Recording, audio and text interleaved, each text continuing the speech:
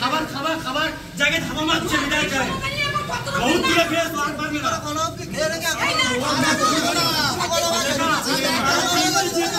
তুই জেট পিট দেখে পাশে ওড়াচ্ছে লজ্জা লাগছে বলতে লজ্জা লাগছে ফের রণক্ষেত্র ভাঙড়। বিডিও অফিসে ডেভেলপমেন্ট মিটিং ঘিরে চরম উত্তেজনা। আলোচনা সভায় ডেকে নওশাদকে কথা বলতে না দেওয়ায় চরম অপমান করলেন আরাবুল, আর তাতেই একেবারে ধুমধুমার কাণ্ড। আইএসএফ এবং তৃণমূলের জনপ্রতিনিধিদের মধ্যে কথা কাটাকাটি থেকে বচসা থেকে বিডিও অফিস চত্বরে চরম উত্তেজনা তৈরি হয়, আর পরিস্থিতি ঠেকাতে আসতে হয় পুলিশকে। পঞ্চায়েত সমিতি স্থায়ী কমিটির বৈঠক নিয়ে ফের উত্তেজনা ভাঙড়ে। বৈঠকে বিরোধী দলের প্রতিনিধিদের বলতে দেওয়া হয়নি, এই অভিযোগে দিনভর বিক্ষোভ দেখালেন আইএসএফ এর প্রতিনিধিরা। বৃহস্পতিবার ভাঙড় 2 ব্লকে পঞ্চায়েত সমিতির স্থায়ী সমিতির মিটিং অনুষ্ঠিত হয়, আর এই মিটিংয়ে যোগ দিয়েছিলেন ভাঙড়ের বিধায়ক নওশাদ সিদ্দিকী এবং ভাঙড় 2 পঞ্চায়েত সমিতির সভাপতি আরাবুল ইসলাম সহ পঞ্চায়েত সমিতির সমস্ত মেম্বাররা। অভিযোগ, মিটিং শেষ পর্যায়ে গেলে আইএসএফ এবং তৃণমূলের প্রতিনিধিদের মধ্যে বচসা শুরু হয়। বিডিও অফিসের ভেতরে হই হট্টগোল শুরু হয়ে যায়। পরিস্থিতি সামাল দিতে কাশীপুর থানায় বিশাল ফোর্স ঘটনাস্থলে ছুটে আসে। সভা শেষে বিধায়ক নওশাদ সিদ্দিকী বলেন, আমাদের সভাতে বলতে না দিয়ে সভাপতি তাড়াতাড়ি সভার সমাপ্তি ঘোষণা করেছেন। আমি বিডিও সাহেবকে গিয়ে প্রশ্ন করলাম, বলতেই যদি দেবেন না তাহলে শুধু শুধু অপমান করার জন্য ডেকে আনলেন কেন? এটা তো সভার নিয়মের পরিপন্থী।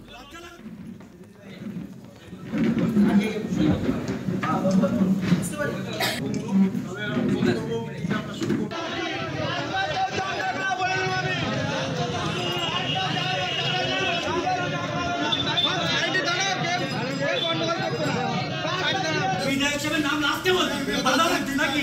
খাবার খাবার খাবার জায়গায় ধামা মারছে বিদায় যায় বহুত দূরে ফেস আর পারবে না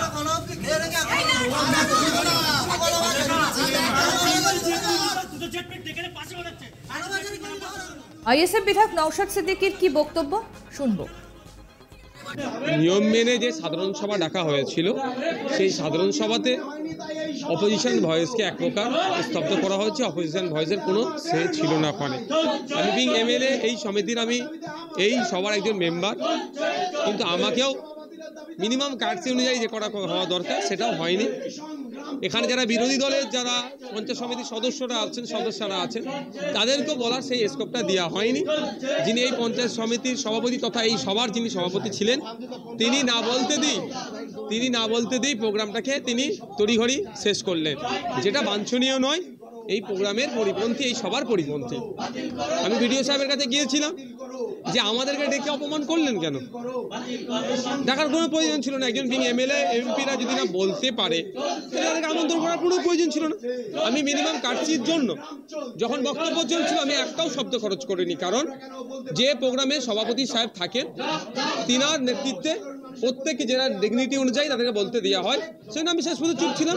সভাপতি সাহেব যখন আমাকে বলার সুযোগ দেবেন, আমাদের এলাকার মানুষের এই ভাঙড় 2 নম্বর ব্লকের যে চাওয়া পাওয়াগুলো আছে এই কর্মকাণ্ডের বিষয়ে বলতাম, কিন্তু দুঃখের বিষয় সেটা হয়নি। সবার শুরুতে সভাপতি সাহেব খরচা দেওয়ার কথা বললেও শেষ পর্যন্ত প্রোভাইড হয়নি। কারণ কি হচ্ছে, কার এলাকায় কতটা কাজ হচ্ছে, একটা খরচা একটা প্রস্তাব দিলে তাহলে বলার সুযোগ পেত, কিন্তু সেটাও বলা হয়নি, যেটা আইন বহির্ভূত বলে মনে করি বা এই সবার পরিপন্থী। এই প্রসঙ্গে শাসক দলের নেতা আরাবুল ইসলাম বলেন, ডেভেলপমেন্ট মিটিং এর সিস্টেমের কি সেটাই আইএসএফ জানে না। শোনাবো আপনাদের কি বলছেন তৃণমূল নেতা আরাবুল ইসলাম। ডেভেলপ মিটিং এর সিস্টেম কি ওরা নিজেরাই জানে না। একটা ডেভেলপ মিটিং হয়, আজ পর্যন্ত ওরা তো কোনোবারে পঞ্চায়েত মেম্বার হয়নি, পঞ্চায়েত সমিতি হয়নি, নিজে এমএলএ সেও জানে না কি রুল আছে, পঞ্চায়েত অ্যাক্টের কি আইন আছে, ওরা নিজেরাই জানে না। তা ওরা কি আমাদের সাথে ঝগড়া করবে? আমরা ওখানে আমাদের যে আজকে 23-24 আর্থিক বছরে কি কি কাজ করা হবে সারা ভাঙড়ে 10টা অঞ্চলে 218টা বুথে, তার একটা খসড়া লিস্ট তৈরি হয়েছে। বিরোধী পক্ষরা তারা তাদের বক্তব্য তারা রাখতে পারে, তাদের যদি কিছু দেয়ার থাকে দিতে পারে।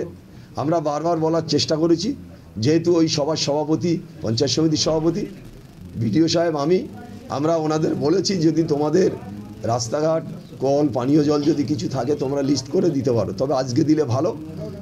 বিডিও সাহেব বললো আজকের মধ্যে দিতে হবে, আমি তাও বললাম কালকে 4টের মধ্যে আপনাদের যে যে জায়গা থেকে আপনারা জিতে এসেছেন আপনারা সেই সেই জায়গার কাজ আপনারা দেবেন, আমরা নিশ্চয়ই খসড়া লিস্টে আপনাদের নাম নথিভুক্ত করা হবে সেটা যেমন বলা হয়েছে।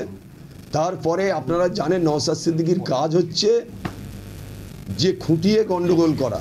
উনি তো ভাঙড়ে শান্তি করতে আসেনি, সার্বিক উন্নয়নও উনি করতে আসেনি, উনি এখানে খুন জখম মারামারি হানাহানি এইটা করতে এসেছে।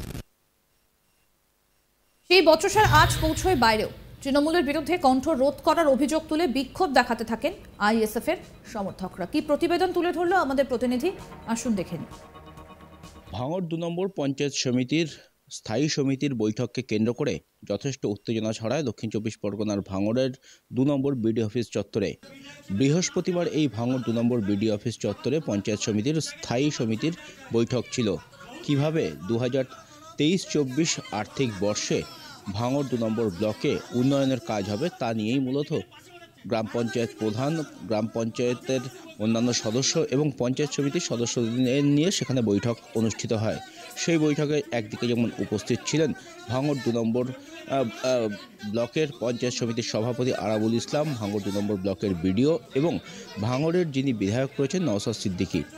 নওশাদ সিদ্দিকীর অভিযোগ, এই যে বৈঠক, সেই বৈঠকে কার্যত তৃণমূল আইএসএফকে কোনো রকম কথা বলতে দেয়নি।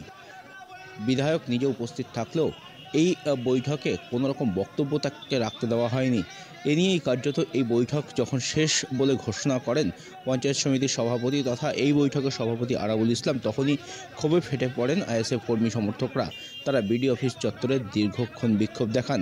তাদের দাবি, তাদের যে অধিকার সেই অধিকার খর্ব করা হচ্ছে এবং তৃণমূল কংগ্রেসের তরফ থেকে সমস্ত রকম বক্তব্য দেওয়া হলেও তাদেরকে সেই বক্তব্য দিতে দেওয়া হয়নি। তাদের এলাকায় উন্নয়নের জন্য যে সমস্ত কথা তাদের বলার প্রয়োজন ছিল সেগুলো তাদের বলতে দেওয়া হয়নি।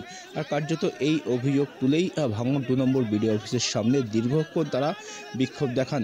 বিডিওকে তারা কৈফিয়ত চান যে কেন তাদেরকে ডেকে এনে অপমান করা হলো এবং নওশাদ সিদ্দিকী যিনি ভাঙড়ের বিধায়ক তার নেতৃত্বেই কার্যত বিডিও অফিসের সামনে সেই বিক্ষোভ চলতে থাকে। শুধু বিক্ষোভ নয়, সেখানে অবস্থান কর্মসূচিও পালন করেন বেশ কিছুক্ষণ আইএসএফ কর্মী সমর্থকরা।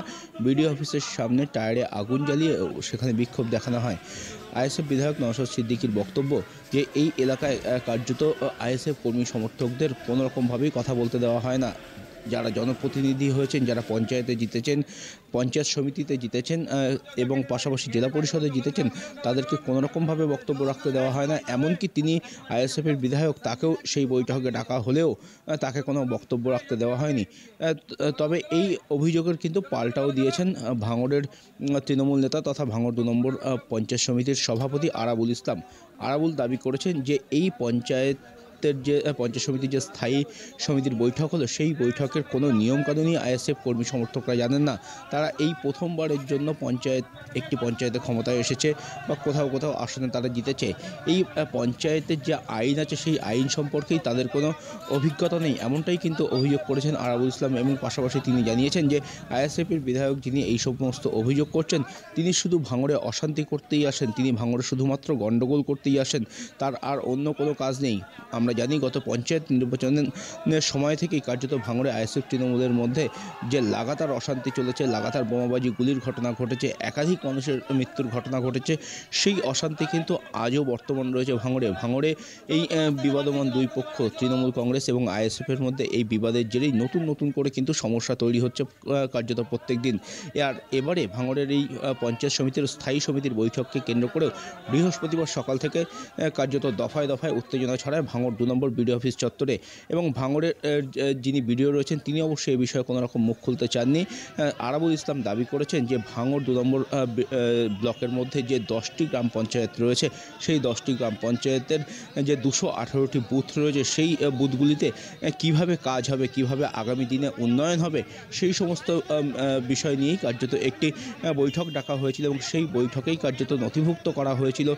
করার কাজ ছিল যে কোথায় কী উন্নয়ন দরকার, কোথাও পানীয় পানীয় জলের টিউবওয়েলের প্রয়োজন কিনা, কোথাও রাস্তার প্রয়োজন কিনা, সেই সমস্ত বিষয় নিয়ে মূলত এই বৈঠকে আলোচনা হওয়ার কথা ছিল। এবং তার দাবি যে তিনি আইএসএফ যারা এখানে জনপ্রতিনিধিরা ছিলেন তাদের এলাকাতেও কোথায় কোথায় কী উন্নয়ন প্রয়োজন সেই প্রস্তাবও কিন্তু তাদের কাছে চেয়েছিলেন।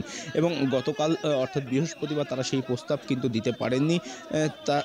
তাদের জন্য আজ অর্থাৎ শুক্রবার বিকেল 4টে পর্যন্ত কিন্তু সেই প্রস্তাব দেওয়ার সুযোগ দেওয়া হয়েছে, এমনটাই কিন্তু দাবি করেছেন আরাবুল ইসলাম। যদিও আইএসএফের যিনি বিধায়ক তিনি দাবি করেছেন যে তাদের কার্যত কথা বলতে দেওয়া হচ্ছে না, কোনো রকম সরকারি মিটিং মিছিল বা কোনো রকম সরকারি বৈঠকে তাদেরকে ডাকা হলেও তাদেরকে কিন্তু সেখানে কোনো রকম বক্তব্য দেওয়া হয় না, দিতে দেওয়া হয় না। এবং এই নিয়েই কার্যত ভাঙড়ে কিন্তু এই তৃণমূল এবং আইএসএফের মধ্যে নতুন করে কিন্তু কোন্দল আবারও প্রকাশ্যে চলে এলো।